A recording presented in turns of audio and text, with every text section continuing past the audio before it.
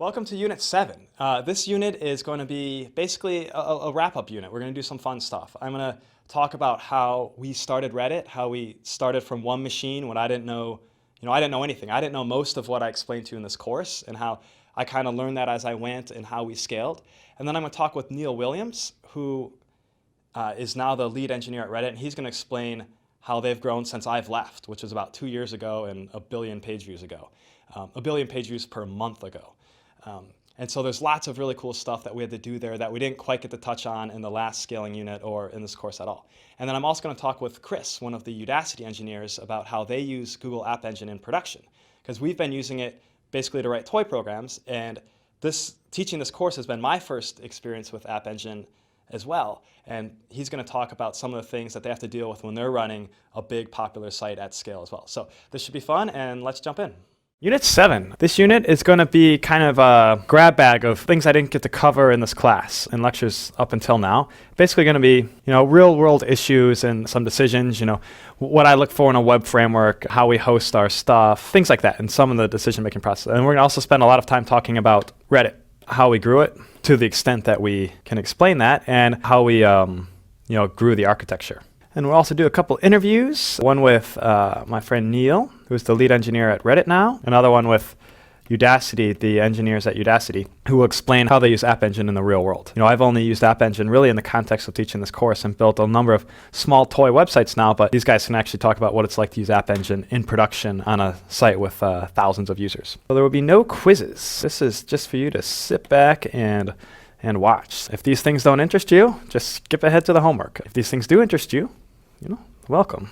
It should be fun. One thing that's come up a lot in this class, a question I've seen a lot on the forums, is how do I organize code? You don't want to keep all your stuff in one Python file. What's the correct way to organize things? The first thing I have to say is there's no correct answer. Code organization, whether you're writing web apps or any other type of software, is something that kind of comes from experience, and you kind of develop your own style. When I'm building a web app, generally things start off in one file. And in this file, we probably have a section for handlers. These are the classes that define what we do when a particular URL is hit. Almost every framework I've worked in has this notion of a handler. It also has this notion of a URL mapping. This maps a URL to a particular handler. We've dealt with this a lot in this lecture. There's also some DB stuff, some objects, the models, the things we're actually working on.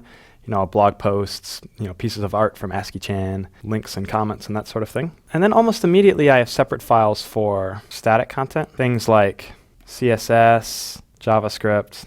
We haven't done any JavaScript in this class really. Images, I store separately. Now you could, encode them into your file, but that doesn't make sense, right? You just store them separately. Generally, you serve them separately as well. App Engine makes it easy to do that. Another thing that's almost always separate from the beginning are templates. I almost always have templates from the beginning. I didn't teach them from the beginning in this class because I didn't want to have to explain HTML and new Python and also this kind of new mini language of templates all at the same time. So I've never actually taught templates directly in this class, although most of you seem to be using them at this point. You found the documentation, people have talked about them in forums, so these are always separate. As things grow, this file here is probably my main file. It's actually often called main.py, at least for me. The first thing I do is I pull out the DB models. And I generally have one file if it's required. We don't need this in App Engine, refer to it as the ORM. I almost always write my own ORM. I don't really like the homebrewed ones. ORM stands for Object Relational Mapping. This is a piece of code that basically maps your Python objects to the relational database. And so it often, have a little query language that compiles into SQL, that sort of thing. We haven't had to deal with any of that in this class because the App Engine provides it to us. The db.model thing we've been using to interact with the Google Data Store, that's basically an ORM. The data model underlying it isn't strictly relational. It's effectively what it's doing. It's taking your Python objects and abstracting away the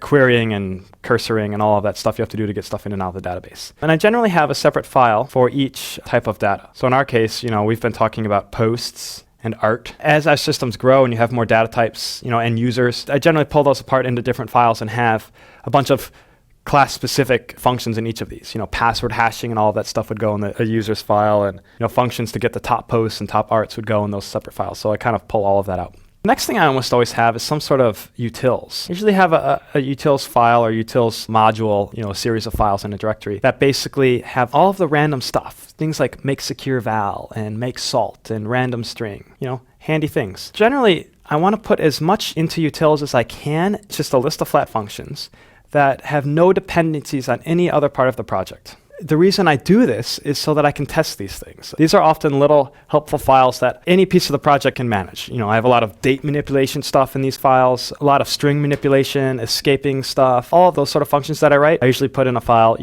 usually starts out called utils.py. It's really important that it's always a one-way inheritance. Handlers can import from utils, database can import from utils, anything can import from utils, but utils never brings in other parts of the project. And that just kind of keeps things simple. And if you think about it that way, you'll have this nice clean file of a bunch of handy functions. And if you look at Reddit source code, there's maybe about 100 handy little functions that we use all over the code. And I usually throw that in one spot. And then the final thing I do, and this usually takes more time as a project grows, is I take handlers out of main.py. I might have separate files for each type of handler. For the homeworks, I may have a separate file for just the blog, separate file for ASCII-chan, separate file for those Unit 2 ones, the ROT13 stuff. And then main.py is basically the URL mapping and then a bunch of imports. And then these guys would import, whatever database pieces they need. Kind of keeps things separate. And sometimes it's really hard to enforce this. And you can have what's called a circular import, where one file, ROT13, may depend on some generic files that are defined in main.py, which depends on the actual handlers in ROT13 itself. And you get this kind of circular import. And generally, when you start having circular imports, that means it's time to pull some common piece of functionality out so the inheritance only goes one way. For example, I have that generic handler. I think I've been calling it blog handler in my homework solutions that just kind of has all that helpful stuff on it. That would get pulled out into its own file so that main.py could import it if it needs it at all. The big kind of groups of handlers can import from there as well. That's basically how I organize things. I'm going to draw a slightly different picture of how the file system might look. We'll leave it at that. Now, again, this may not apply to you, but this is what's worked for me. So I usually at my top level, I have main.py. I probably have some sort of a common file that's called like handlers.py or something of that nature that basically has the kind of generic handler, things that happen on every single request. And then I'll probably have a directory called lib that might have some of the DB stuff, which may have all of my models. It may have utils.py and any of the kind of specific stuff that we're doing. We've got that generic handlers.py. We might have the other handlers, the blog.py, the rot13.py, that sort of thing. And the bulk of the code is either in handlers.py or in each of these specific things. These are the pieces that import from all the other parts of my projects. And that's generally kind of how I start. Things grow from there. And of course, I'll have directories for templates and static, and I'll keep things organized that way. And if we need subdirectories in either of these, I may add them. But actually, generally, for me, my templates directory is just a monster pile of templates. And of course, as you get more advanced with templates, these can start inheriting from each other. And I almost always have something like a base.html. And then most of my main templates will inherit from this. There you go. I hope that helps. Many of you have been asking. So let's move on to the next piece. So another kind of big class of questions I've been seeing in the forums a lot is hosting. Specifically, people want to know, if you're not using Google App Engine, what else should I do? Or why should you use Google App Engine instead of the alternatives? So let's talk about each of those. The first option is to run your website locally. And this basically means run this out of a machine that's in your house or in your dorm room, or it's your everyday computer. The same machine you might be developing, which works fine for this class.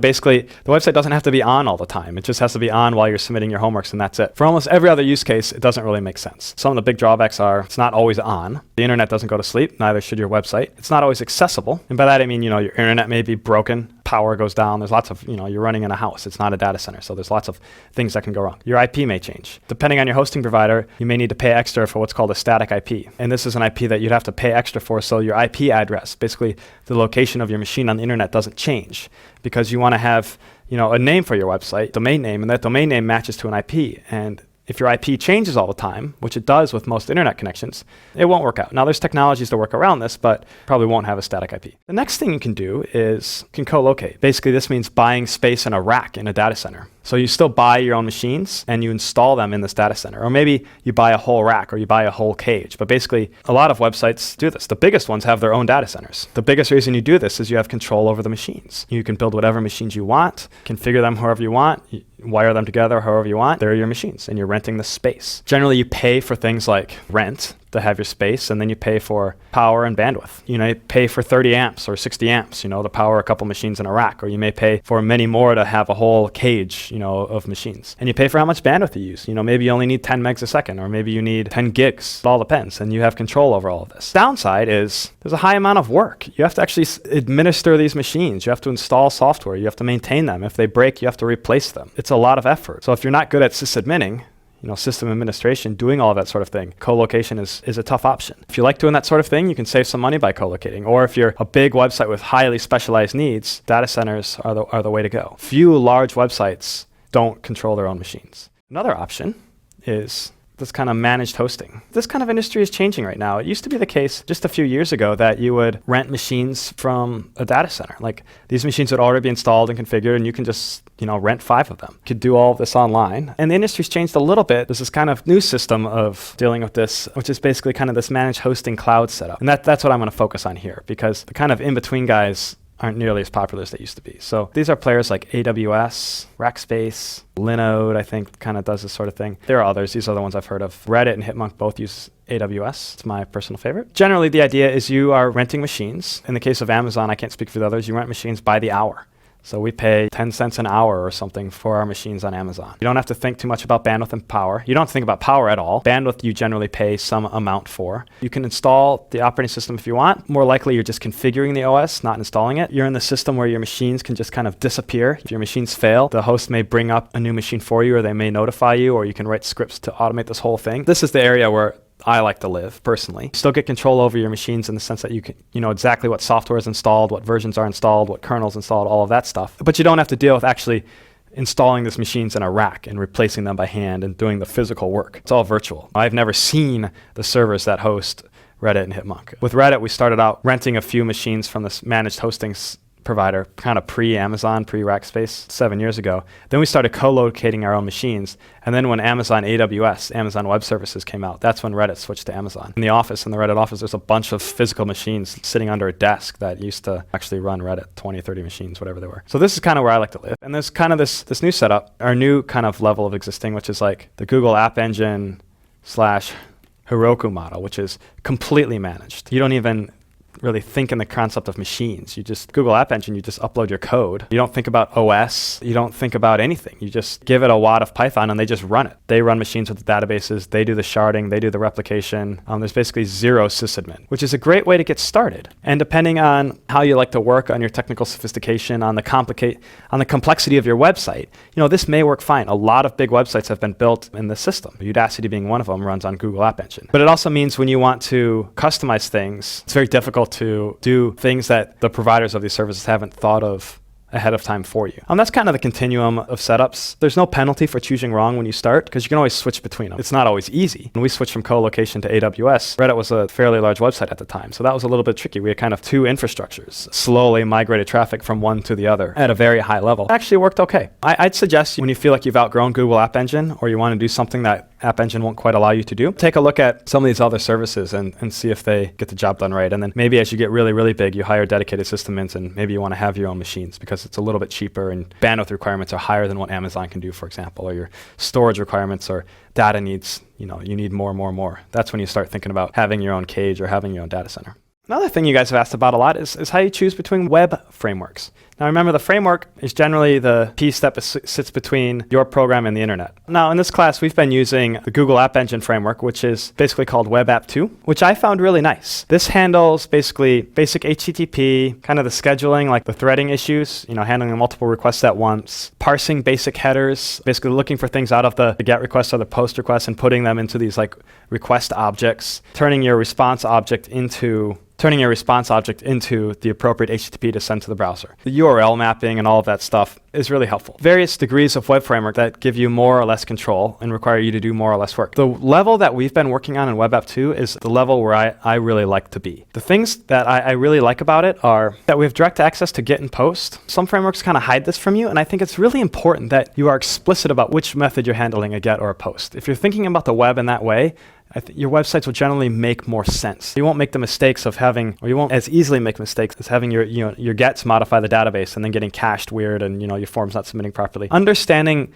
webs and web applications at the kind of method level, I think is very, very important. We've got direct access to the request. This means things like headers. Yes, there are convenience functions for setting cookies and getting cookies, but you can also manipulate the headers directly. Sometimes you want to do something funky with content type or content length. And if the web framework doesn't let you do that, it can be really frustrating. You can't build the site the way you want to. So I find this kind of low-level stuff is really helpful. But it's not so low that you're dealing with like HTTP versions and host headers unless you really want to. There are kind of features that a lot of frameworks do that I think are non-important. This is strictly in my opinion. Things like sessions, caching, some have automatic forms, database ORM stuff. I don't like working with these because I find Every time I use something like this, it's very soon after that I need a custom behavior. I want to handle sessions differently, or I want to cache things differently, or my forms don't fit the way the author thinks forms should work, or the ORM can't express queries that I want to express, or won't let me cache the way I want to cache certain queries. So I find this sort of stuff is a little too high level for me, and I always end up rewriting it anyway. To me, the important things are basic HTTP, having access to headers and get and post. I almost never use pre-built session things and caching forms and database stuff. In every experience I've had, in the long run, I end up getting frustrated and I have to rewrite something that would have just been simpler to do in the first place. I generally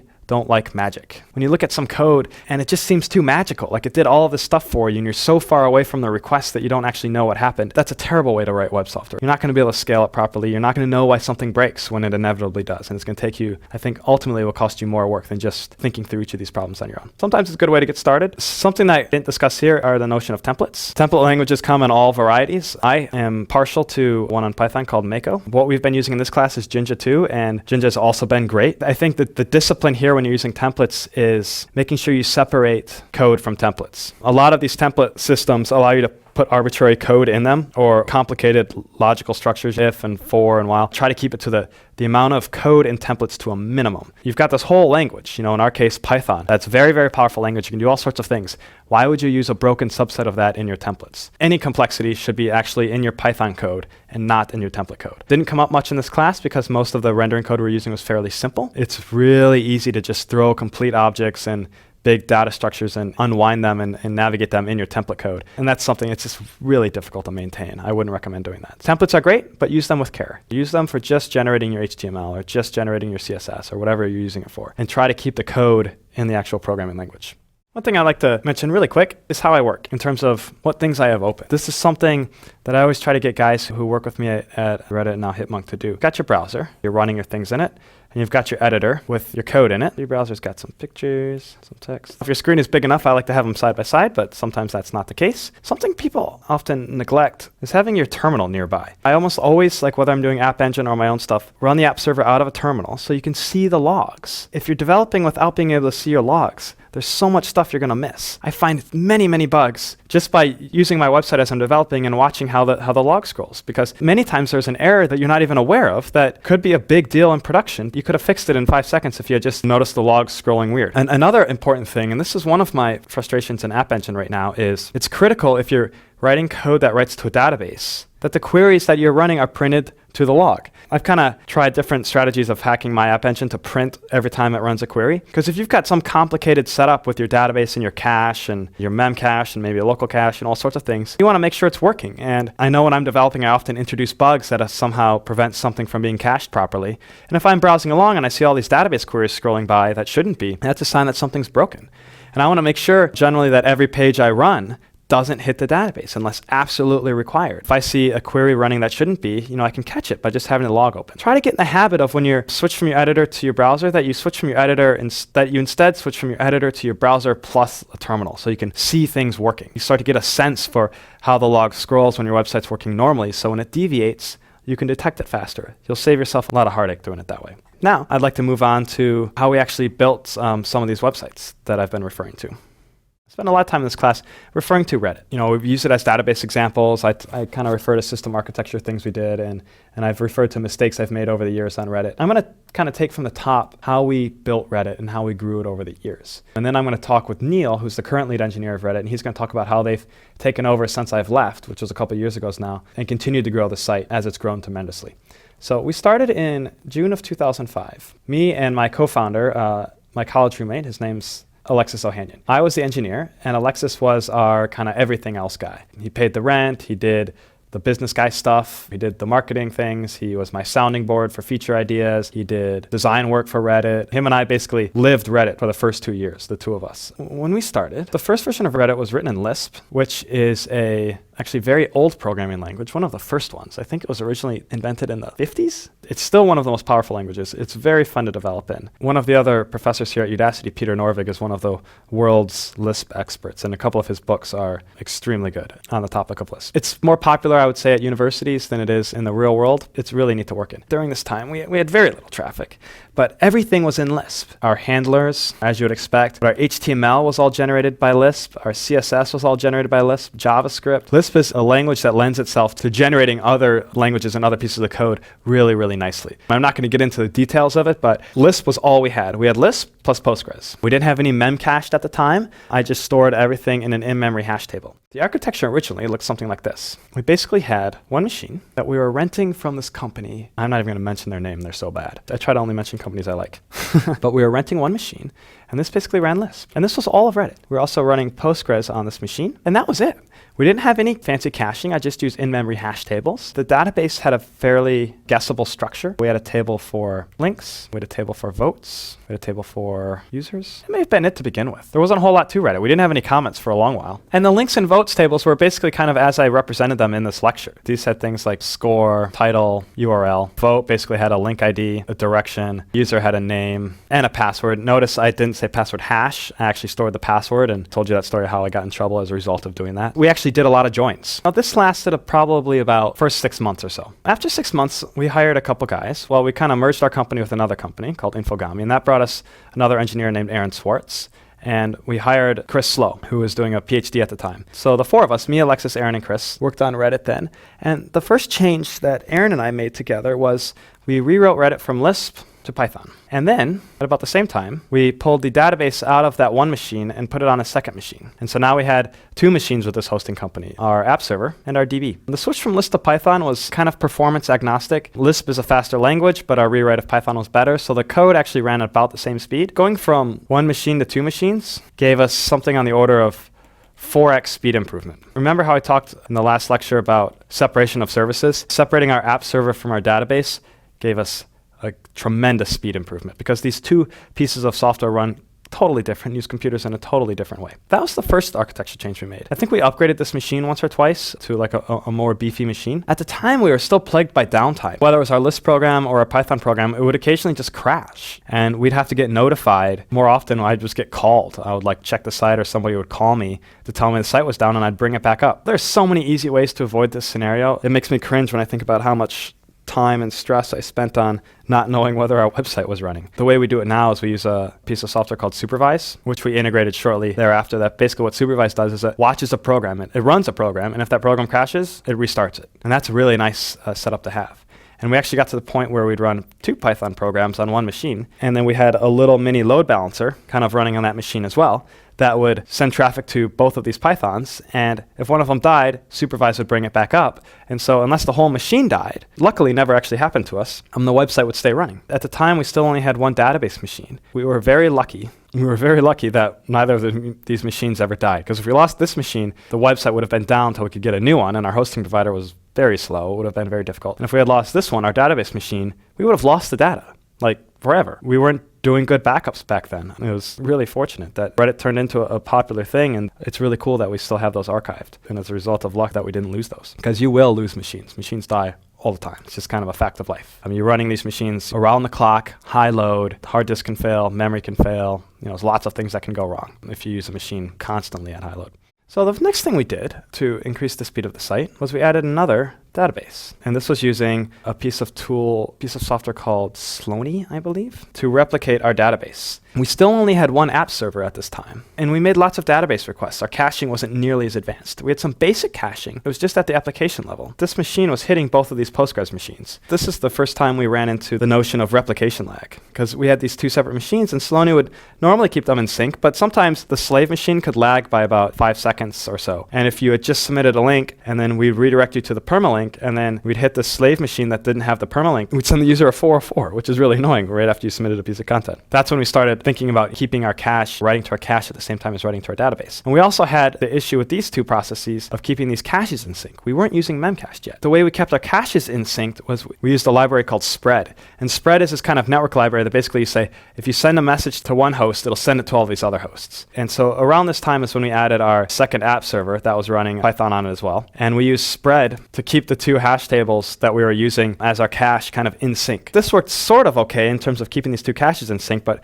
it wasn't going to scale very well because eventually we would add a couple more app servers to deal with more load. And Spread, like every time one of these app servers would update its cache, it would have to tell all of the other app servers about it. And so it turned into this huge mess, a lot of network traffic, keeping all of these caches in sync. It was a total mess. And so eventually we would switch to memcache, but that was not before we rewrote our database. Shortly after we switched to a couple machines and a couple databases, we added comments. In the first version of comments, it was just another database table. There was nothing complicated about it. It had a link ID of what link it was on, and it had some contents, author ID. You can kind of guess the columns it would have, and we still did lots of joins, so it was a relational database. We changed around this time to a more flexible database architecture, or at least a more flexible table design. Because the challenge we had was every time we added a new feature, we might have to add a new table, or we might add a new column to one of these tables. Adding a column would take time.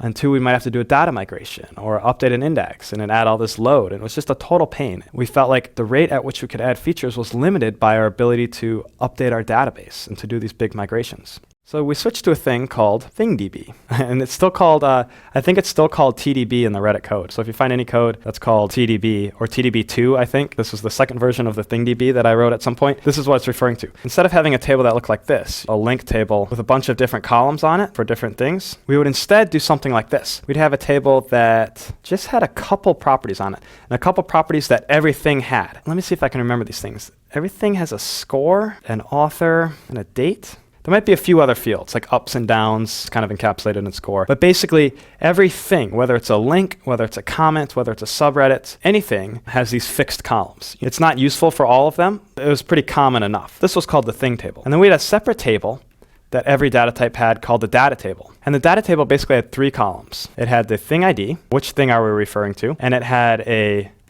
key and a value. So for a particular data type, for a link, for example, a link might be represented like this. We'd have an entry in the thing table. It might have a score of 5, and of course it has an ID, 1, an author of 0, that was my user ID, a date when it was submitted, and then it may have a data table. It may have a bunch of rows in the data table. So it would have one row that would be like thing ID 1 equal the URL, and then another row, thing ID 1 title. And so for every property of a thing that wasn't common across all of the things, we would have a row in the data table. And these are actually different database tables, and they could be on different machines. This allowed us to add features much quicker, because if we wanted to add a new data type to links, the new links would start getting that new row. We wouldn't have to go fiddle around with adding it for all the old links. We could just keep in our code the difference if a link doesn't have this property, pretend it has a default value. And this was really cool. It allows us to add all sorts of features without having to get the data types right way in advance. And it also allowed us to add all these new data types. For example, down the road, we'd add subreddits. So users can make their own kind of categories, their own Reddits, and that's just a thing. And so it made our development process a lot simpler. And then I wrote this whole layer that would kind of map our Python objects to these data tables. So we had these app servers that were all running their own caches. And then we had a couple databases that were all replicas of each other. At this point, we added a load balancer. And this load balancer probably actually ran. It was probably a program running on one of these app machines. And these guys were still keeping their caches in sync interacting with the databases directly. And we had a limit to how many app servers we can have because we had this complicated caching spread thing. The next thing we added was the memcache layer. And so instead of these app servers containing their in-memory cache, they would communicate via memcache. So instead of having to keep their cache in sync, we just had one cache that was just shared among all of our app servers. I'm sad it took us so long to figure this out because memcached existed when we started Reddit, and we should have been using it from the beginning. This is what allowed us to get all of that state, all of that cache out of the apps into memcached, and then allowed us to add apps arbitrarily. Once we had that going, that allows us to scale our apps, and they stayed in sync, and so we can add an app, lose an app. We didn't have to worry about it. The next thing we had to start dealing with was the database load. So we're already replicating for kind of durability and for performance reasons, so we can spread our reads across multiple machines. As we started segmenting on type. So we'd have a database for just links, and then we could separate comments out into its own database. And so these would still replicate to each other. But if you're only submitting a link, you only have to touch this database. And if you're only like reading a comment, for example, you only have to touch this database. This is actually still basically the general setup Reddit has today in terms of how the database is scaled. And we never wrote sharding in the beginning, and I really regret that. When I rewrote the ThingDB, the second version of it, I had in the back of my head, I should add sharding because we're going to need that someday. And then I just wanted to get the damn thing in production, so I stopped. The big lesson I've learned is when you're writing a big system like that, if you don't do the hard parts up front, you may never get another opportunity to do them. Because now the database is so big that if we wanted to bolt on sharding, that's a huge project. It's easier right now to just add bigger machines and more caching. It's not going to work forever, and somebody's going to have to bite the bullet and do that. And it would have been a lot easier to do it at the time. Since all of our queries, we stopped using joins when we switched to ThingDB, sharding's actually fairly straightforward if you kind of do it right from the beginning. Over the time, some of the software on these app servers changed, so we've always been using Python. I don't remember what app server we used originally. We switched from whatever we used initially to web.py, which is a framework that we wrote at Reddit. Aaron was basically the main author of that, and it's still out there on the internet somewhere. And this is where the first time I recall seeing a framework that had kind of the notion of a handler class and then functions for get and post. And I've become kind of addicted to thinking of web applications that way. Actually, the Google App Engine, the Web App 2 framework, inherited a lot of that design from web.py, which is nice. Nice for me, at least, is that design decision has kind of stuck around for a little while. So I think that means it was a good one. Now, Python uses a web framework called Pylons, but it uses a very old version of Pylons. And basically, when we switched to Pylons, Aaron had stopped maintaining web.py. I didn't want to maintain it. We switched to something that was maintained by somebody else. And then we basically shredded most of it and made it function just like web.py. In hindsight, we probably should have just written our own because that's effectively what we did, but we did it on top of Pylons. So if you want to use the Reddit version of Pylons, it's open sourced, it's online, but it doesn't resemble anything like the actual Pylons web framework at this point. And to my knowledge, that's still what they use today, is this hacked up version of Pylons. One of the other big architecture pieces we added to help us scale was this notion of a pre-computed cache. We find ourselves running these queries to generate the hot page for Reddit over and over and over again. We may cache it for a minute, but then once that minute expired, we had to recalculate it. And we had a cron job that would run and just compute it and then put the stored value in memcached. That worked okay. But then we had to do it, we had all of our users' pages. Every user had their own listings of things they submitted and liked and their top things. And every Reddit had a new page and a hot page and a bunch of different sorts. So we started pre-computing everything. So the way we did that is we had this whole other database stack. These were replicas of the linked database, basically, more linked databases. They could lag a little bit. It wasn't a big deal. Every time a vote would come in, we'd put it in this queue. Queue is just a list of things to be done. So we'd have this machine that basically managed this huge list of things. And then we had a couple other machines that we called the pre-compute servers. And what these things would do is they would take jobs off the queue. This link has been voted on. Actually, what the apps would do is when a link was voted on, they would add like a number of jobs to the queue.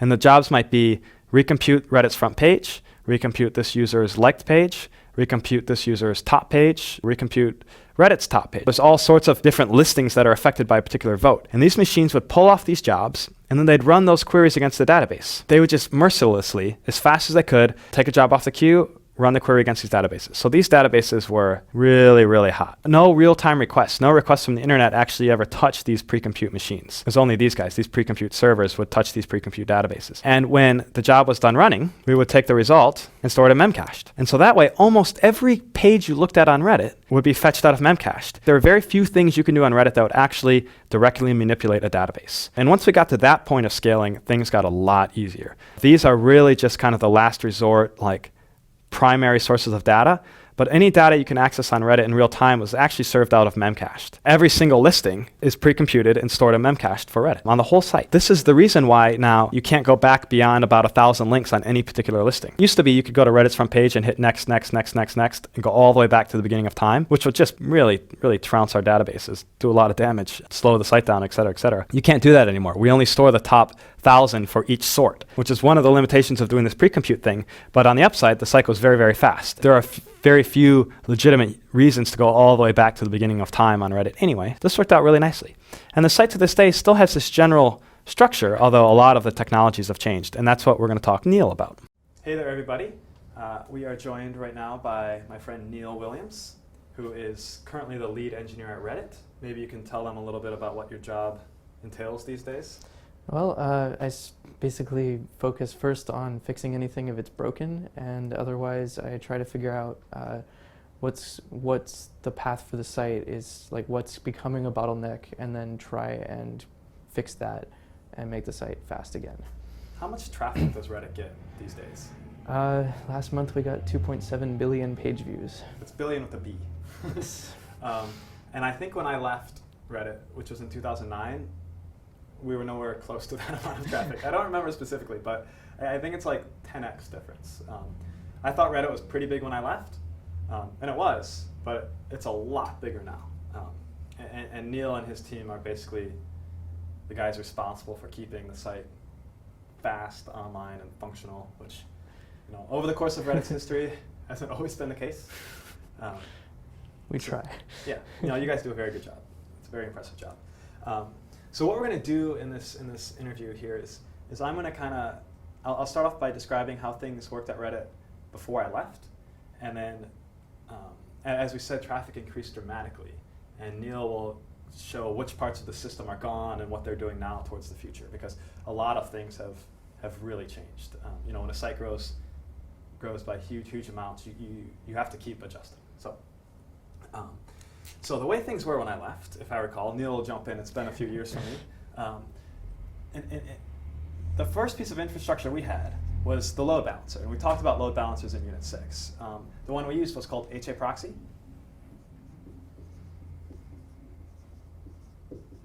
And you guys still use HA proxy, is Yes, that right? we do. Yeah, it's fast, never breaks, and works for us all the time. I remember the day I found HA proxy, it was probably in 2007, and God, I mean, even after I left for a while, is this still the case? You have multiple HA proxies now, Yes. right? Like, we were for a long time. Like, we had this super scalable architecture and one HA proxy.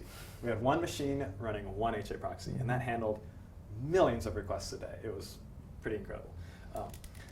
Of course, outside of HA proxy is the internet and all of the Redditors, the unwashed masses of the world, users of the site. We also used Akamai.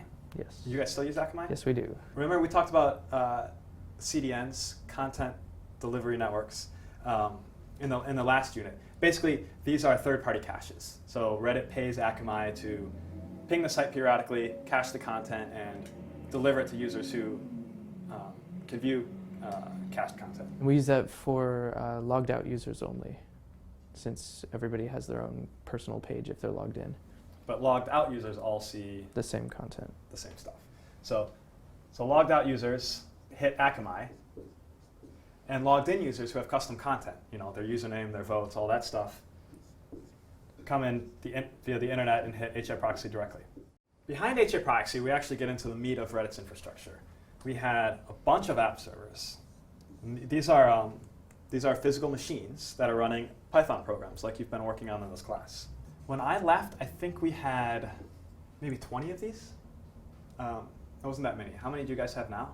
180. Okay, so that's pretty significant. So they went from 20 when Reddit was a big site to 180 when Reddit became a huge site. Now, these are running Python. They're using a web framework that I talked about previously in this unit called Pylons. Do you guys still use Pylons? Yes. Yeah, most of that code's still there. Yep. And so this handled just about every request. I don't recall if we had special web servers for static content. Do you guys have special web servers now for static content? We use S3. S3 for static. Oh, yes. We transitioned to that at some point before I left. So everything we do is on Amazon AWS. Basically, you rent machines from Amazon. And one of the systems in AWS is S3. Maybe you could explain what S3 is and how it works. Sure. S3 is a simple storage service, and it's basically a distributed file storage thing in the cloud. And Amazon lets you put objects into the buckets, and it's literally just a key value store of these files, and other people can hit a URL and grab the object. So we store all of our static content like CSS and JavaScript on S3, and when you're hitting the site, you're actually going via Akamai to S3 instead of our infrastructure. So for static content, a user never even hits HA proxy or the app servers or anything at all. Yes, for the most part. And we can get away with that because the content never changes. Right. I know in the early days of Reddit, and certainly in the applications we've been building in this class, all of the content, static or not, gets served from these app servers. And as you grow, there's no reason why you need to waste all these resources handling connections for JavaScript and CSS and images And for a while we were using Nginx for the static content. I think we were just in transition when I left. Some of the static was on S3, and we just moved all of the CSS and stuff in October. So we were using Nginx, and it got to the point where the one Nginx server doing all of the static content couldn't handle it anymore when we changed the content, and everybody's caches were invalidated. And so we would do a deploy of new code, and there would be this static content change, and all of a sudden that Nginx would get overloaded, and everybody would be getting completely unstyled Reddit. Okay, I've seen that happen a few times. Yeah. And so Nginx is just a web server. Yeah. Back in the early days of the internet, almost all of the content online was static, and it was served by these things called web servers, which basically take HTTP requests, find the file that was in the URL, like the actual file name mapped directly to a file on the web server, and they would serve it. And that was basically almost the entire internet. And over the last 15 years, the content online has changed from basically being 100% static to almost 100% dynamic. And in fact, when I started teaching this course, In Unit 1, I was trying to think of a website that was 100% static, and I can't think of one. Do you? Do you have any ideas of one off the top of your head? So there's actually been a resurgence of static in the form of websites that get compiled from files.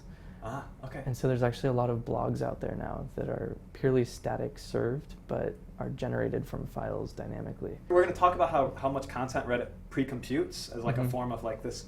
We talked about in Unit 6 this kind of notion of caching, and then you can wait to cache something until it's needed, or you can cache it ahead of time so that the user never actually touches the database. And what you're getting at is like an extreme form of that. Yeah, yeah. You only compile it when you need to, when you change it. So you build up your whole blog, I guess, of static content, and then static content, I mean, the whole thing is it's really easy to serve because it's the same for everybody. Yeah. You know, having static content in S3 or Nginx, even when Reddit was pretty big when I left, we could get away with one web server there because Akamai handled most of the load. And Akamai is pretty clever about, this piece of content's about to expire, I'll go ahead and fetch it in advance. And then to keep the users from all slipping through Akamai and pounding this guy. Beyond the app servers, we had our database. Now, we just talked about how kind of the funky database setup we had, but it was still Postgres. And we'll still use the industry standard cylinders for representing our databases. And these were, we had a couple verticals. I think we stored links on one, votes on another, comments were on one. And then we had like a miscellaneous one. Did we store subreddits and users on the same one or something like that? Subreddits were with comments, users were with links. When we first built the system, it was all on one machine, and we had different tables for each data type. And so a natural way to grow was just split apart the data types. Because remember, I talked about how if you don't do joins, scaling is a lot easier. This is an example of that. You have to think a little bit harder about what your queries are going to be, but you can start splitting things apart. Do you know how many comments are in the comments database now? Something on the order of like 250 million. 250 million comments. When I left, God, I don't remember how many. It was a lot, and it wasn't fitting on one machine, with links and that. All of these databases were replicated. We used Londist, I think. Do you guys still use Londist? Yes, we do. Yeah, Londist. Londist is a third-party tool made by Skype. Yeah. The Skype guys. And basically what this does is, I think it does log shipping, right? No, so when you write to the master, it hits a trigger, which then inserts the same query into a queue, and that's replicated to all the slaves. The same inserts are run on all the slaves. Okay, so it actually replays the exact commands. Yeah, obviously like things like random get pre-calculated. Okay. So all of these machines were replicated using Londist. And Londist is really cool, and it might be Londiste, I don't know. That's the problem with web technologies, right? You read about the technology, and I don't know. Some people I think call this HA proxy, but it's the first guy in the office who discovers the piece of technology. He gets to decide how it's pronounced for the rest of the company. We replicate all of these machines, both for durability. So if we lost a machine, we wouldn't lose our data.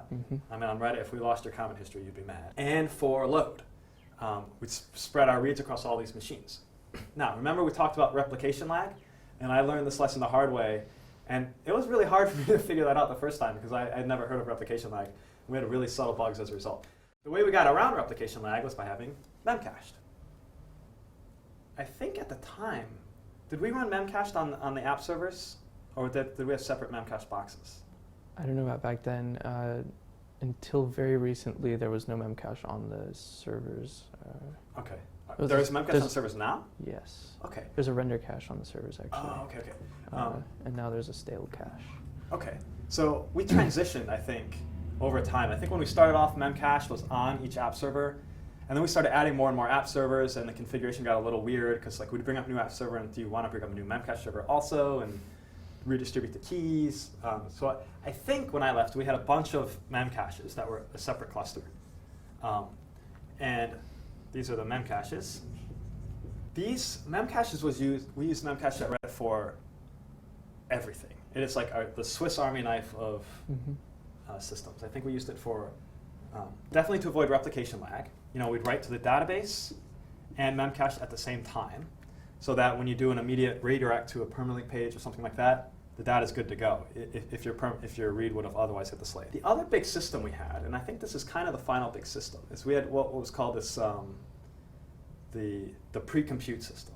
Doing real-time queries against the database was too slow to generate our listing pages. So we had a whole separate database cluster called the pre-compute cluster, which if I recall was just mirrored versions of all of these machines. And whenever you would submit a link to Reddit or vote, we would submit a job to this queue. A job would be something like update the front page or update this person's liked page, or all these different things. Like a vote affects a front page, it affects the new page, it affects your liked listing, all that sort of stuff. We put this job in the queue, and then what the queue would do is it would say recompute that listing's front page, or recompute that listing's rising page, or recompute that user's liked page. Some of it can be done in place without actually hitting the database. If you submit a link, we just put it at the top of your submitted page. You don't have to do anything fancy. But it also affects the hotness of that link, and et cetera, et cetera. And we had a separate set of memcaches that were actually running a technology called memcached-db. And memcached-db is just like memcache, but instead of being totally in memory, it had a little disk data store. So it was like kind of fast like memcache because it was mostly in memory, but also would persist. Data that got pre-computed would be put in memcached-db as kind of this middle layer cache so we can avoid running queries on these databases. That was basically the state of the system when I left. Lots of replicated databases, this really complicated pre-compute cluster. We had this whole separate set of databases that we could just run queries on as hard as we could, just one after another. These machines were really sad all the time. Actually, actually more specifically, they were literally on fire all the time. Like these machines were hot, like the high load, because no query that the user would see would actually hit these machines. So we could just beat the hell out of them.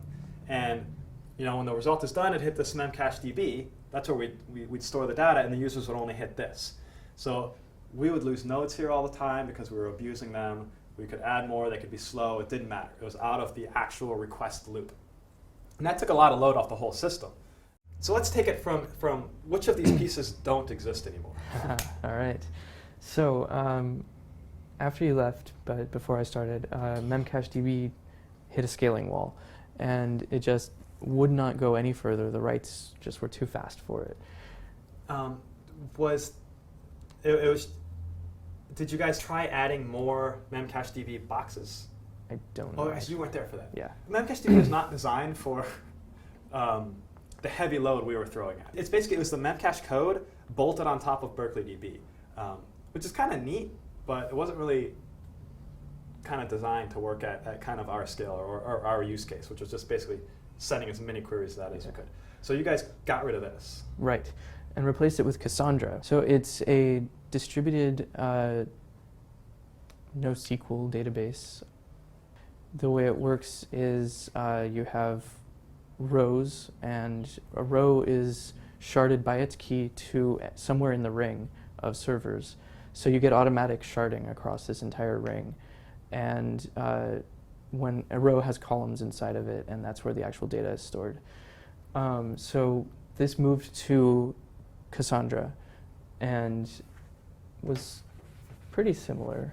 Yeah, so I'll let you draw Cassandra in there, and I'll explain a little bit more about. So remember we talked about with databases, you can replicate them, where you send the same data to multiple machines, which helps for load and durability, this kind of picture here. Or you can shard them, which is you send some chunk of data to one machine and another chunk of data to another. So let's say we're talking about, in this case, we started using this for the pre-compute stuff first. Yeah.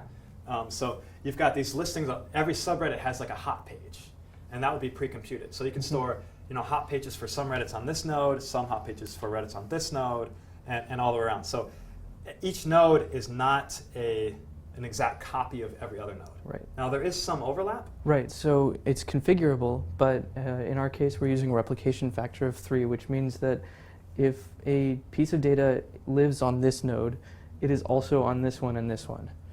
And that happens all around the ring. And why do you do that?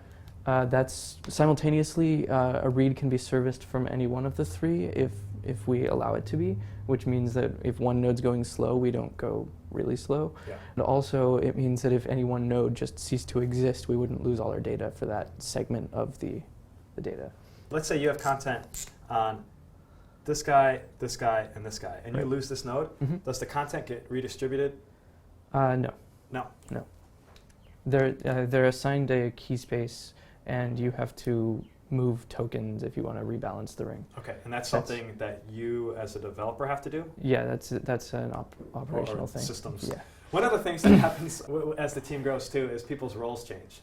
You know, when you're a small website, you are the designer, developer, Mm-hmm. sysadmin, all in one. And you guys have a whole team now of operations guys. Two. Or- Yeah. Okay, you have a team of two. They're Yes. very good from what I've Yes, heard. they are. They're extraordinarily good. When I left, it was me and David, who now works with me at Hitmonk, basically developers and ops guys. And we were better developers than we were ops guys. So that explains some of this. So you replaced MemCached-DB with Cassandra for the pre-compute stuff. And that solved the write contention issue. At that point, there's still the every listing has a lock. You have to lock around, so you have this listing, which is a set of IDs of all of the links in a subreddit, right? And you have to modify that. You have to lock around that item, and that's at the subreddit level. So if a lot of people are hanging out in one subreddit, that thing will have a lot of locking going on. So we talked a little bit just in the office hours, I think, for Unit 4, somebody had asked about in data store, if two users try to register the same username at the same time, and data store doesn't enforce any uniqueness constraints on a field in the database, how do you manage that? And my answer was, you can either use transactions in the data store, which I don't fully understand because I'm new to the data store, or you can use memcached, which is one of the 101 uses of memcached is as like this global lock. Mm-hmm. So you guys are moving away from that? Yes. When you use memcache as a locking service, the problem is that if you lose a single memcache node, then you lose the site, because you can't throw away that node without potentially, say half the apps can't see a memcache node, and the others can. So the ones that don't see it decide that they're not going to talk to that guy anymore, and they try to lock on a different set of servers. When we store data on multiple nodes in Cassandra, it's different from how we store data across different nodes in memcached, which is, correct me if I'm wrong, when you distribute across memcache, you basically hash your key to a particular memcache box, and there's no notion of replication. Yeah, it's similar in Cassandra. It's this node has a key space, and it just happens to go +1 and -1. And you can do the same. You can do replication like that in memcache as well. Now, were you guys using, when I left, we were using a naive memcache library that basically took a key and said, which box is this hashed to, and would store it on that box. And if you lost that box, it would affect the hashing of every other key, which was Right. like losing a memcache box was really painful. So we'd replicate memcaches for mostly space. So we had more space, things wouldn't expire out of the cache fast enough, or wouldn't expire out of the cache too fast. But that had the big downside of that we lost a single memcache box. All of the keys would get rearranged. Right. So yeah, that modulo hashing, we are using consistent hashing now. And the way that works is it basically builds up a ring similar to this, and instead of mapping, keys 1 through 1,000 to this box, it actually sort of assigns them to a place on a circle and finds the nearest server on that circle. And so when this node fails, it'll just go to the next one. And so only, we have 10 nodes, we lose one, only 1/10 of your keys get redistributed. Yeah, so if you were using consistent hashing, a key might hash to this space on the circle. Right. And if you lose this guy, the key still goes in that space. But all the keys over here stay in the same spot. Right. Yeah, when you're using modulo hashing, remember we talked about modulo in Unit 6 as a really naive way to distribute keys. If all of a sudden you go from modulo 10, because you have 10 servers, to modulo 9, Yeah. only instead of losing 1/10 of your keys, you lose 9/10 of your keys. That's a big problem. And we actually had this happen a couple times while I was there. you, you lose one memcache box, or more likely you misconfigure it and the app servers don't see it anymore. All of a sudden, your cache is not warm anymore, and you've got users who are just like poof, hitting the databases, pummeling the hard cache, or the memcache DBs, we call it the hard cache. And all of a sudden, your load profile completely changes, and everything explodes. So that was a really nice improvement. So you're changing the way you're doing locking, however. Right. So for the same reason, a single node failing means that we lose the entire site because of the locking. So we're moving locking into something called Zookeeper, which implements a tree system with a guaranteed order of operations on those, and with that you can build locking. And the main advantage of Zookeeper is that it has much higher availability. So if we lose the Zookeeper node, we should be able to come back within 200 milliseconds, as opposed to whenever somebody notices the cache is down and replaces it. Yes. And generally, an engineer cannot respond in 200 milliseconds. Yes. Even the best. So Zookeeper is a new system, and this is a separate system. Right. Yeah. It's an Apache project, like Cassandra is, and how many is there one Zookeeper box? Is there a bunch of Zookeeper boxes? So they form an ensemble, and the way it works is there's a master, and the others are sort of read replicants. And if the master fails, it'll automatically elect a new leader among the ensemble. Okay, so do all the requests go to one machine? No, you write to any of them, so your client could be connected to any one of them, okay. And they automatically figure out who to talk to. Cool. And now is Zookeeper just for locking, or is it do? We're also going to be moving dynamic configuration type stuff into Zookeeper, and Zookeeper provides watches on the nodes, so the apps can actually get notification when something changes in Zookeeper. And so we can, say we're going to change the ad on the front page. We just set something in Zookeeper and all the apps update themselves. That reminds me of one thing that was always a challenge, and I don't know the answer to this one already, is when we had all these app servers, the app servers had all the configuration. A lot of the configuration was basically part of the code. One example would be, how many memcache boxes do you have? Mm-hmm. Because the memcache library would exist on the app servers, and that's where the hashing would happen, for example. If you're deploying a new configuration, once you have more than a couple app servers, all of a sudden deploys take time. Right? Things don't happen at the same time. Right. And so all of a sudden you've got half your app servers with a different configuration. And that gets weird. Let's say you're adding a new memcache. All of a sudden you've got half your machines accessing one set of machines and half your machines accessing another set of machines. Static files hashed, everything is weird. Mm-hmm. Have you guys improved that at all? No, so that'll be Zookeeper. So Zookeeper will help. So okay. Yeah, you could put what databases there are, Yeah. that kind of stuff. And the reason you don't want to just do that in Memcache, for example, is that you would need to fetch that from Memcache on every request, because there's no way to know that it changed. Because Memcache is, all the queries are initiated from the apps. Yes. Set this, get this. Zookeeper will actually push Yes. data the other way. That's cool. I've never worked with Zookeeper, so maybe it's something I should get smart about. So the other thing you mentioned to me that you're proving is this notion of memcache ejection. Right. So the Memcache client library has the ability to notice that a Memcache node has gone down and decide that it's not going to try to talk to it anymore. It's kind of a heuristic. It notices a number of failures happen, so it just decides to back off. And it'll basically, at that point, just treat the ring as if there's one fewer node. And we cannot use that until the locking is gone, but once we've done that, Memcache will automatically heal itself. So we can have self-healing Memcache, not the one Memcache dies and the whole site gets a little wonky. Right. And we probably could do with more Memcache right now, but we don't want to add more because it increases our risk of failure. Yes, that was something I remember too, is we're always, sometimes we wouldn't add a Memcache because we didn't want to redistribute the keys. Right.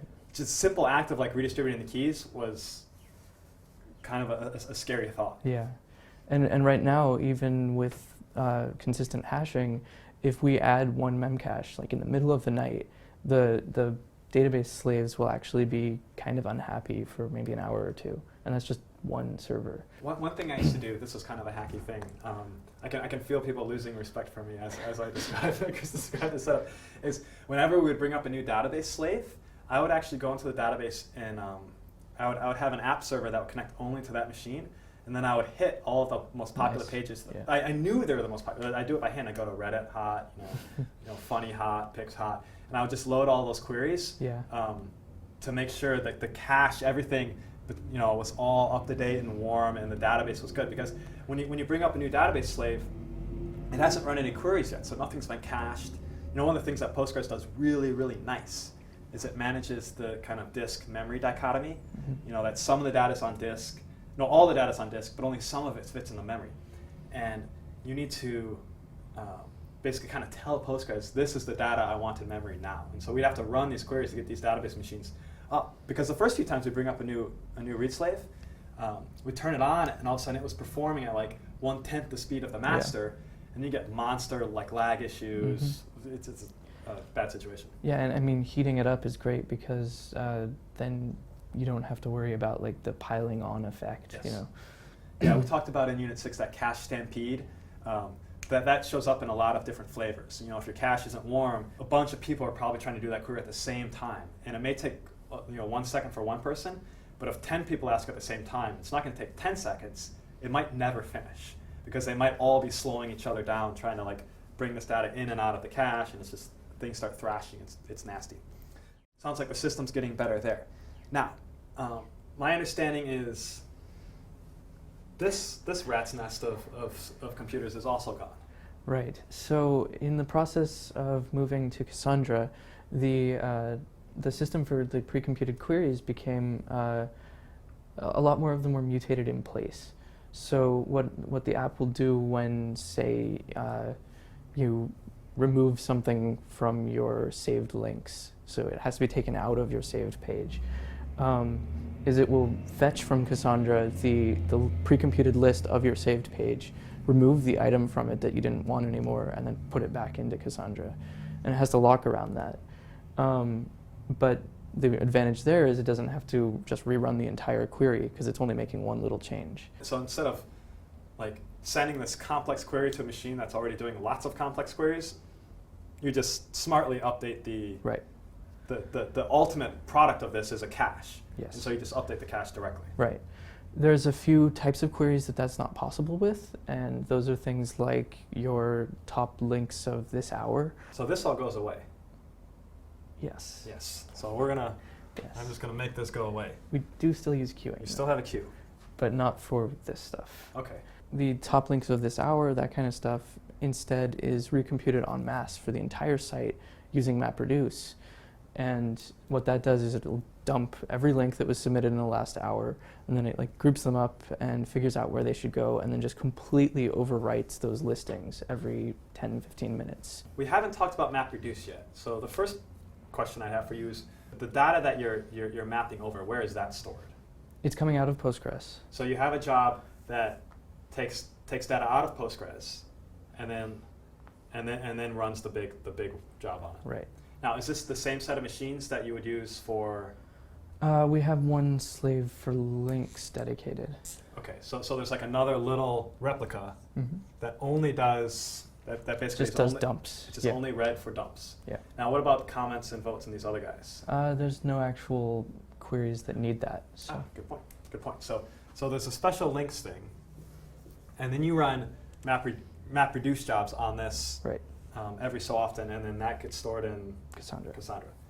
MapReduce, for those of you who aren't familiar, is basically this programming technique for doing batch jobs across a huge amount of data. There's two functions if you're programming functionally: map and reduce. And map basically says, given this list of things, apply this function to it. And then reduce basically says, given these two things, apply this function to it and combine it into one thing. So if you're working over a huge chunk of data, Google made MapReduce famous building their indices for the web. Basically, they take all the web pages on the internet, and you can apply this function to it, which is basically find the words in this document. And then you can reduce on that to basically reduce that content down to the target output you want. After I left, I think David is the mysterious person who's not here, he wrote a MapReduce system by hand, is that correct? Yes. And you guys are now replacing that with? So we're switching over to Hadoop using a language called Pig, or Pig Latin. And Hadoop is a MapReduce system, and it has the advantage of handling all the details of distributing these mappers and reducers across a cluster of nodes. And we're actually using Amazon's Elastic MapReduce, which is hosted Hadoop, to make our lives simpler. So yeah, so one of the cool things about Amazon, we talked previously in this lecture about AWS, the Amazon Web Services, is Amazon has built in not just machines, but this whole Hadoop clusters that you can commission and pay for. So you guys are moving to that. We actually use those at Hitmonk now too for our log analysis. Nice. And it's really cool because you can just basically put in queries and say, here's my data. We actually store our data in S3 in these big text files. Mm-hmm. And we just say, run this query using 20 machines over all this data. And you can basically say basically how long do I want to wait? Yeah. And Amazon will bring up all the machines, load your data in, run the job, output it, and then shut all the machines down. Yeah, it's pretty great. So you guys are going to be running MapReduce constantly though. Right.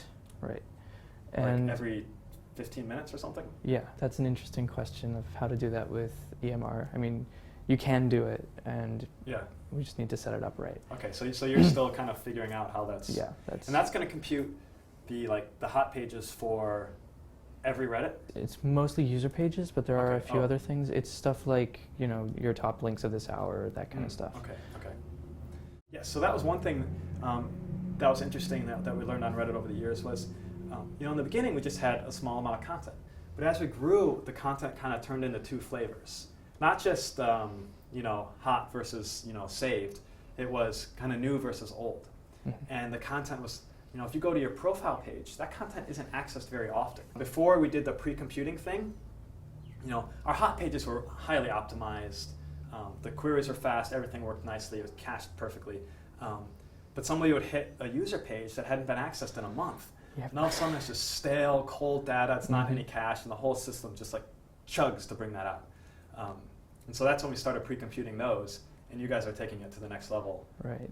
And one thing we actually do there is there's a special comment's the really bad one. There's just so many comments, so much data. Those databases get overloaded, especially when you pull up an old comment page from 2 years ago. Nobody's seen it in like 3 months, and it has to load 500 comments, and that's a disk hit for every one of those. So we actually have a dedicated comment slave that is just for the likes of Google. There's a whole separate stack for Google, yeah, right? And it's read only. And I would draw a picture, but basically, I think we started adding this just as I was leaving. There's a whole separate set of databases and app servers, maybe one app server, 2 or 3, yeah. a couple app servers that just for Google, because Google would come through and index everything. And Reddit gets a lot of traffic these days from Google. Yeah. You can take any 2-word combination off the front page of Reddit, do a Google search for it, and it'll be in the top 10. And that's because Google is just murdering Reddit. Yeah. And so we had to build a whole separate infrastructure just for Google, so that they would, because they hit the site in a completely different way from users, in a way that it's really hard to cache for.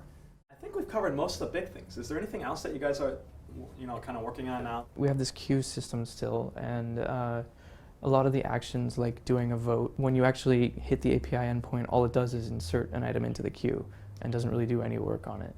And then that happens in the background. So if one of the databases is going slow and it's taking too long to write, it doesn't affect the user.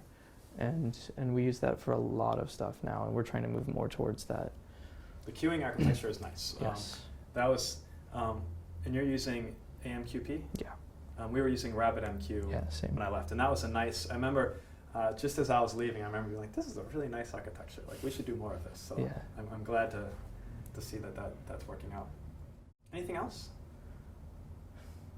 So locking. Lock contention is a big thing for us right now. So as I was saying with this Cassandra stuff, whenever you vote on a link in a popular subreddit, it has to lock on that whole subreddit's listing.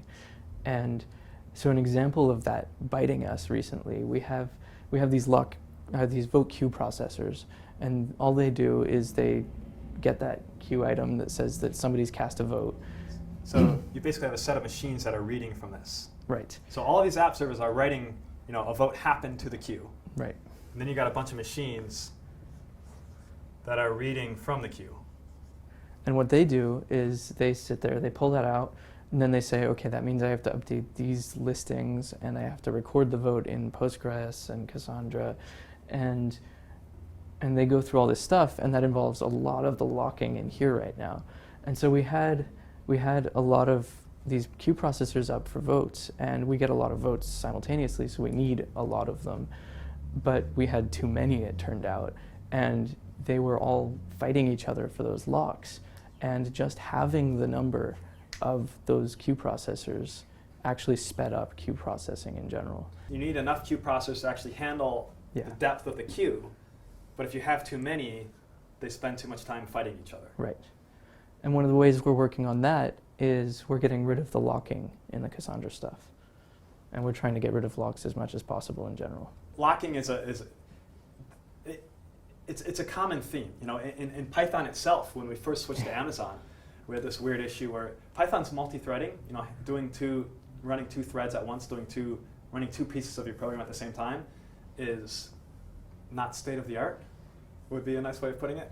And Python was spending so much time locking its data structures so two threads could access the same data structure at the same time that it was actually slowing down the computer's ability to read traffic over the network, which was causing it to spend more time switching between threads. It created this weird network CPU thrashing issue, where the way we solved that at the time was we just made Python single-threaded, and we only handle one request at the same time. Right. I think you guys are probably still doing that. Yeah. We very rarely use threaded processes. The ad servers use threads, but other than that, we just have lots of separate processes. You guys run lots of processes on one machine, yeah, and the OS then can do the task switching for you. And the OS is, Linux these days is pretty good at it. Yeah, and they spend a lot of their time waiting for something in the back end. So. Well, this is really great. Thank you so much for coming. Absolutely. One thing I'd like to point out is that everything we've talked about here, the main things, Memcache, Zookeeper, Cassandra, Hadoop, AMQP, Nginx, HAProxy, this is all free software. It's pretty wild how far you can get without paying for anything. Like, the thing that you have to pay for are the computers to run this stuff, but all of the software and all of the code behind all the software is online and free. Also, the vast majority of Reddit's code is also open source and online. So if you want to look at this stuff, what's the URL for that? GitHub.com/Reddit. Yeah, I'm going to make a hole right in the middle of our picture here. If you go into this code, they switched to Git. We switched to Git at some point. My name isn't on a lot of this code anymore, but if you go in there, you will see a lot of the code we've written in this class for like hashing and passwords and all of that stuff. Actually, like, it exists in Reddit somewhere. It's really common. It's really common stuff. That's cool. And you can see, I guess, all of this stuff. And there's also a Reddit mailing list where people discuss, these architecture changes and that sort of thing. Thanks again. Good job. It's been watching you guys grow Reddit has been really cool. There were some dark days, and you guys have really done an amazing job growing that site. It's really impressive. Well, it wouldn't be where it is without you. So thanks. So, all right, guys. Thanks very much for watching, and we'll see you in the next one. So now you've got a pretty good idea of kind of the architecture decisions we made on Reddit and how we kind of grew the site and stored data differently over time. What I'd like to talk about is how we actually grew the site from a social point of view, how we got users and how we kind of maintain the feel that Reddit has. It's hard for me or anybody to really take credit for growing Reddit because it's a social thing, and even if Alexis and I started over today knowing everything we know now, it'd be very hard to get a site like Reddit off the ground. Social websites require a little bit of magic to work, and we were fortunate enough to have it. But we did a lot of very important things that I think helped. One of which was in the beginning, Alexis and I submitted all of the content. If you go to Reddit's submission page now, it basically boils down to two fields. And in the early days, it was just two fields. You basically had a field called URL, which was the URL of the site you were submitting, and title, which was the title of that site, and that would be the link you submitted to Reddit. If Alexis and I went to the page, we had a third field called user, and we could type in a name here, and then when we hit submit, we would automatically register this user if that name didn't exist and submit the content as that user. So you would go to Reddit in the early days, the first couple of months, and there'd be tons of content. It was, I shouldn't say fake content, but it was fake users. It was really all just Alexis and I. And that did two things. And I think this is important to any site where you want to have a community feel. The first thing it did was it set the tone. Websites have this kind of inertia, and we submitted content that we would be interested in seeing. And that meant the content on Reddit, at least for us and for our kind of peer group, it was good, interesting stuff. We wanted a site with the most interesting content online, and so we did our best to find it, and then we submitted that content ourselves. So when you show up to Reddit, you kind of know what the site's all about. The other thing it did is it made the site feel alive. Users like to feel a part of something. If they showed up to the website and the front page was blank, it just looks like a ghost town. You don't want to live in a ghost town. You'd rather live in New York City. Most people would. That's why New York City is so big, and ghost towns, by definition, aren't. That was really fortunate. And I don't know what made us do this. Like, in hindsight, it's really easy to say, oh, this is how it happened. But at the time, I think we were just embarrassed to have an empty website. So we submitted the content, and it worked. And I remember the first day, a few months in, when we didn't have to submit any content, and that was such a magical day for us, because then we knew the site was working on its own. It was really, really cool. It took us a while to get there, and we really kind of had to will the site into existence. Another thing about the site is it didn't have any comments to begin with. I don't know that this helped or hindered us. It was just, we didn't get around to writing it. And I think the only thing I want to say here is that people look at Reddit, and if you get into it, you quickly realize that the comments are what makes Reddit work. That's where the really incredible community lives. And Reddit grew quite a bit before we even had a comment system. That came later. And it just kind of goes to show how it's not always obvious what the most important part of a site is. And it's better just to kind of get something online and start experimenting with it than to build the whole system out and have it fail. So we didn't have any categorization. What we wanted users to do was submit links. We didn't want them to have to think about categories, think about tags. Those were all decisions. And the more decisions you have, the harder it is to interact with the site. We had categorization on the site, I should say, for about one day. I added it one night, and Alexis took all the links that had ever been submitted to Reddit and then categorized them. So when users came the next morning, everything would be ready to go. One of our first investors and advisors was like, why did you add categorization? That ruined everything. Get rid of it. So we did. And Alexis he wasted all of that time. But that was really good advice. Not having categorization meant users could just show up and submit content, and kind of the serendipity of the front page was really interesting. Another thing we did is we didn't collect emails. Every site on there had this sign-up process where you'd have to enter your email address and then confirm an email. All those steps you have to do. One of those steps involves you actually leaving your browser to go to your email program or go to Gmail or whatever just to become a member. If you want members and you want submissions, why would you add all these barriers like required email addresses? So we figured we're not going to spam people. We don't have any emails to send. Why do we need their email addresses? So we didn't collect them. That allowed users to register that much faster. I think was a contributing factor to our ability to grow. And another big thing we did was no censorship. We didn't care what content was submitted to Reddit. So unless it was overtly racist, we just let it be, especially if it was critical to us. And that created this kind of sense of community, this sense of trust. And that's what ultimately I think allowed Reddit to grow to its tremendous size, is the users believed in us and wanted to be a part of this community. And when we made mistakes, even when I goofed on the password hashing thing, for example, they would kind of stick with us because they realized our heart was in the right place. We just wanted to make a site that was new and interesting. We didn't want to sell our users. We didn't want to ruin the site. We just wanted it to have good content. So one of the things we spent almost no time on in the beginning and a lot of time on now is spam prevention. You think on a site like Reddit, where it's like the Wild West, there's no rules, anybody can submit anything, that'll just quickly be overrun with spam. You'd be surprised. Now that Reddit's big, yes, Reddit receives lots of spam.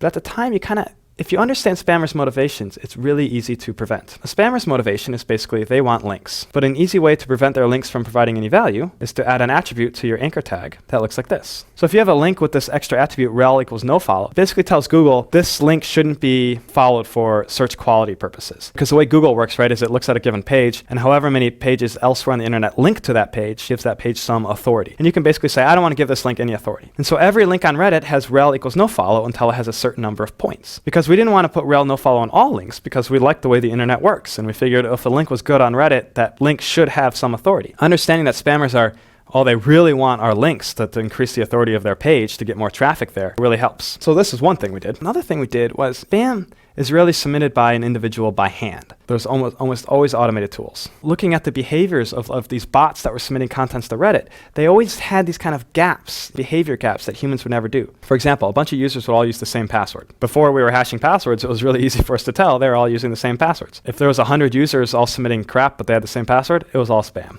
and we could just remove it. And that worked out really nice. Eventually we started, hashing passwords, and we lost that ability, but we had learned some other tricks along the way. One is that the users didn't understand the site. They would always submit a link and then comment on their own link. And legitimate users rarely commented on their own link as the first comment. And so we would just look for links that had one comment by the same author and mark it as spam. Spammers on a community site that behaves differently from other sites online, noticing that these people use the site in weird ways was enough to catch most spam. We didn't have to do any fancy look for Viagra or look for suspicious looking links. A lot of these behavioral heuristics worked really, really well. Submission rate. This is another heuristic. Legitimate users didn't submit that often. Or if they did, the time between submissions was stagnated, and spammers would often just submit a bunch of links at the same time. We'd look for those signs and ban the links. The most important thing that Reddit did, and still does, don't let them know when they're caught. When we'd ban a submission on Reddit, that user would still see their submission on our hot page or on their user page. If their vote doesn't count, it would still look like it would count. And if you try to figure out on Reddit whether your vote counts or not, it's really difficult to tell, because on Reddit there's a delay between when you click that button and when we update the score. I'm not going to get into the details, but suffice to say, it's really, really hard. And we've done this, we spent a lot of time making it so that users don't know when they're caught. And I've had to do this on ASCII-chan and on my blog as well, because a lot of you guys have submitted a bunch of crap to ASCII-chan in my blog that I didn't want to appear. A lot of that stuff is just sitting in Memcache and only you see it, but if you were to change computers, you would find that submission disappears. I think being subtle about when you've detected that somebody's spamming is really, really important. It's not the only solution, but security through obscurity works really, really well if you keep things obscure enough. That's a lot about some kind of specific things we did on Reddit over the years that I thought you might find interesting, kind of ways to think about problems. You guys have, throughout this course, I think, learned the major pieces of how web applications fit together. Your application servers, your databases, and cookies and hashes, and how HTTP works. And with that knowledge, you can build quite a few things. There's still a few concepts we haven't really talked about. If you're working on your own, that would be good to get good at. A lot of it revolves around front-end technologies. CSS, I've kind of alluded to, and I've provided CSS in my examples and things like that. This is for controlling how your HTML looks, so it doesn't look so kind of ugly in black and white. It can be complicated, and it's a little bit of an inexact science laying out a web page, but this is a technology worth understanding, as well as JavaScript. JavaScript is a programming language that runs in the browser. Your web browser ships this code to the browser, and then the browser actually runs it. And this can manipulate your HTML, it can manipulate your JavaScript, and it can actually make more requests to your server for small pieces of data and insert those into the page. Doing that is called AJAX. It stands for asynchronous JavaScript. Basically making HTTP calls in the background to your web server to update the page dynamically. And many, many websites use AJAX now. A good example on Reddit is the voting. Click that vote, it doesn't reload the whole page or submit a form, it just sends that vote to the server and then the server records it. So these are some technologies that be good for you guys to learn, and you can start making your web pages more dynamic, look better, and more interactive. So there's one last thing we're going to do in this unit, which is we're going to talk to Udacity about how they use Google App Engine in production, so you can get a sense for troubles they've encountered and some of the solutions they found running a large production site on Google App Engine. Okay, so welcome to this interview. We are talking with Chris Chu, who is one of the Udacity engineers, and he's been working on App Engine. And we're going to talk a little bit today about how Udacity uses App Engine in production and some of the things that are different from writing toy apps. We've been writing these simple things, and Udacity actually has thousands of users, and so it's a much different problem that they're solving. So we spoke before about how when you came to Udacity, you were skeptical about App Engine, and you expected to try to have to convert people.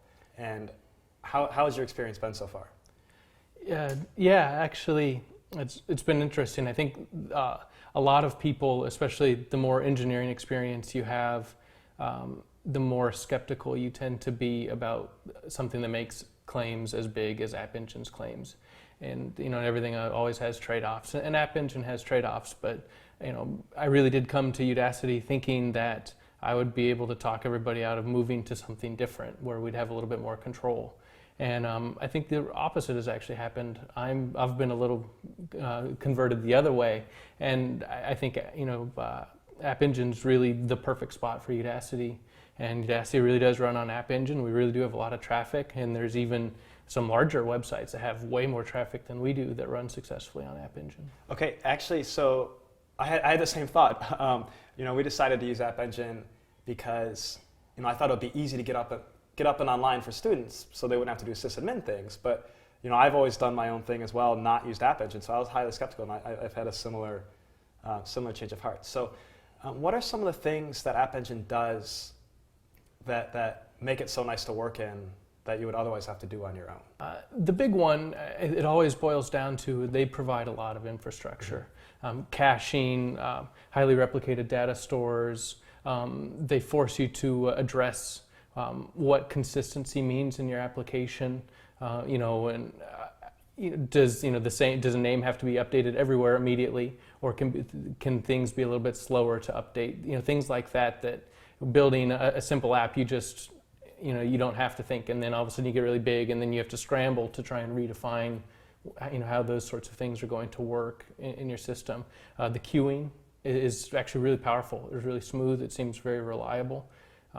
and allows you to build tasks and really focus on the tasks as opposed to the infrastructure to get the tasks delivered. The logging infrastructure, by and large, works actually really well. Works really well considering the scale of logging statements you can put through it. You mentioned the queuing, which is funny because we actually just spent a lot of time in the previous interview with Neil from Reddit talking about all of the infrastructure Reddit has built around the queues and the pre-computing cache and that sort of stuff was actually really tough for us to build. And there's a lot of things that I think were really tough for us to build. I wonder if you can talk a little bit about how the version handling works in App Engine and how that kind of fits into the bigger picture. Versions are actually really interesting in App Engine. They're different than what I expected. And so they actually allow you to upload a totally different code base, really, but going against the same data store and the same services. And you can use that, I guess, in a couple of different ways effectively. One thing is that it enables what we call A/B testing. So kind of like two versions of a site are running at the same time. And there's actually an A/B testing some administration there that allows you to kind of blend percentage of users in a somewhat sticky manner so that you can roll out new features to some users and test them, and as they're more successful, migrate all the users to the new features, things like that. The other thing is that they kind of provide you a way to have, I think of it as like aspects into a system. You can actually, you could have a version of an app that is for mainly administrative tasks, or for purely testing, or for monitoring, and then what your normal users would see in the site, and they're all running simultaneously and against the same data store and services. But it allows you to kind of partition your logic, and so you could still reuse models and things between them. And it was a surprising feature that in there, and it seems to be really handy. Cool. So we just spent our last unit, Unit 6, talking about scaling and basically 101 uses of memcache. Mm-hmm. Now, a lot of the things that we talked about in scaling, adding new app servers and adding more memcaches and scaling the DB, horizontally and through sharding, App Engine does for you. And have you guys been taking advantage of those features? Has that worked out for you in production? Absolutely. The auto scaling is probably the best feature of it. It works really smoothly. It's very transparent, and our traffic definitely has peaks and valleys. As there's been a lot of press, and that brings a lot of traffic. And when we have course launches, there's a lot of traffic. There's a lot of traffic as homework deadlines come up, things like that, and we can handle that without thinking about it.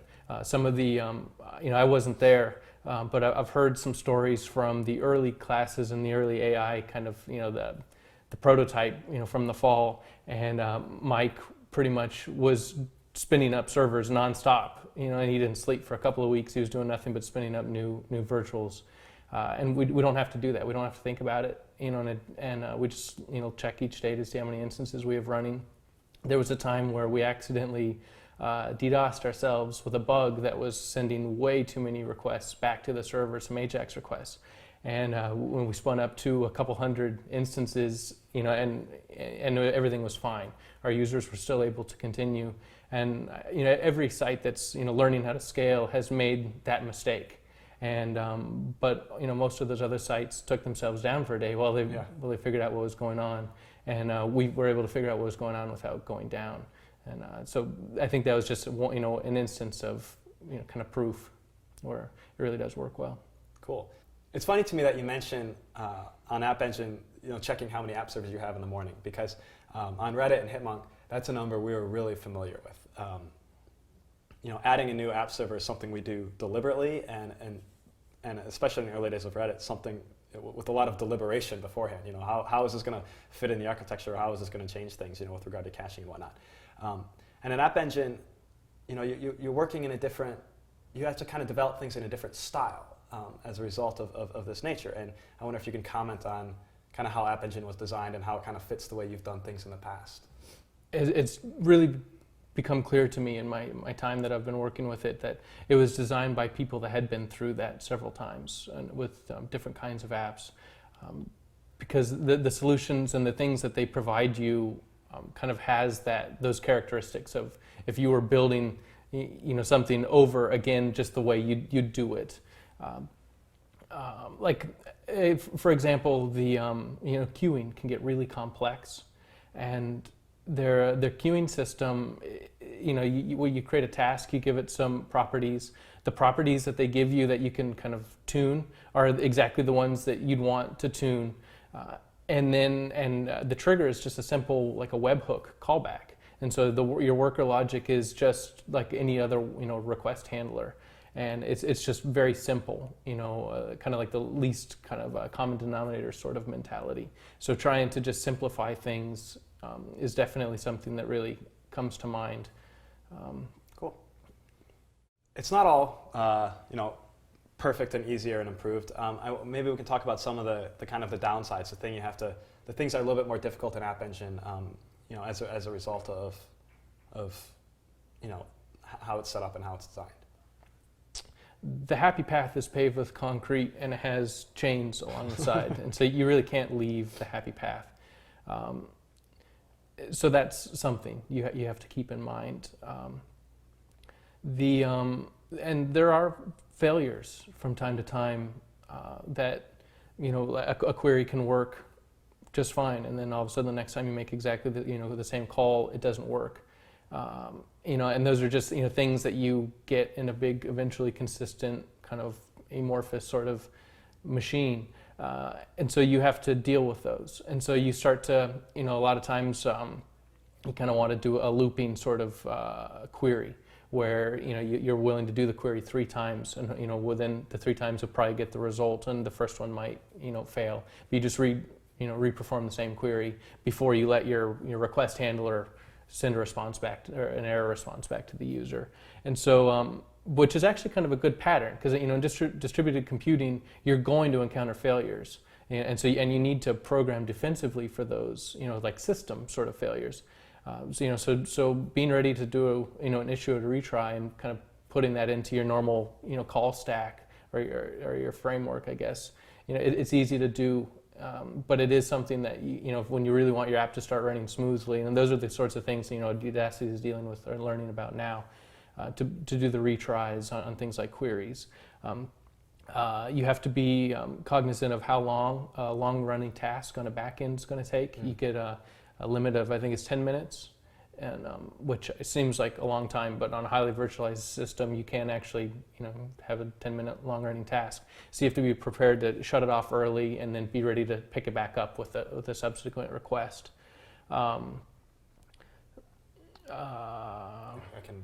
So one of the other things, I guess, would be a lot of people wanting to, when you get a bigger Python system, you want to have C modules, pre-compiled in. You don't get that, so so you kind of forget about those sorts of things. And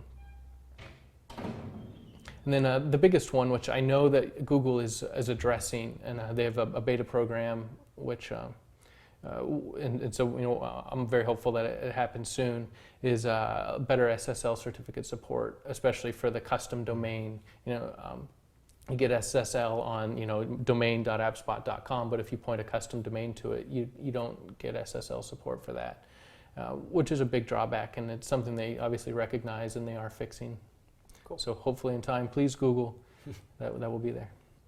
So one thing that I was skeptical about coming in is the database and how much access you have to your own data. Are there any kind of limitations there that need to be thought about?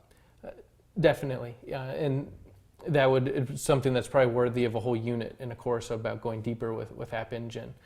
There are a few, I think, things that you kind of have to come to terms with, and they're trade-offs. Every life is trade-offs, right? Especially with scaling a website. And for a lot, you have to put up with things like all queries have a limit of 1,000 records, and that's before paging, which kind of sucks. So you could potentially pull out a result set that was 1,000, none of with just empty records, and then you have to page to the next one to get the 3 that matched. So depending on how it is that the indexing and your collections or your model, I guess, is structured. The backup and restore thing is real awkward. There's not really, there's some backup and restore utilities built in, but not, if you wanted to just take the data on a nightly basis and sync it to a testing kind of QA sort of, like a prod QA sort of version of your app.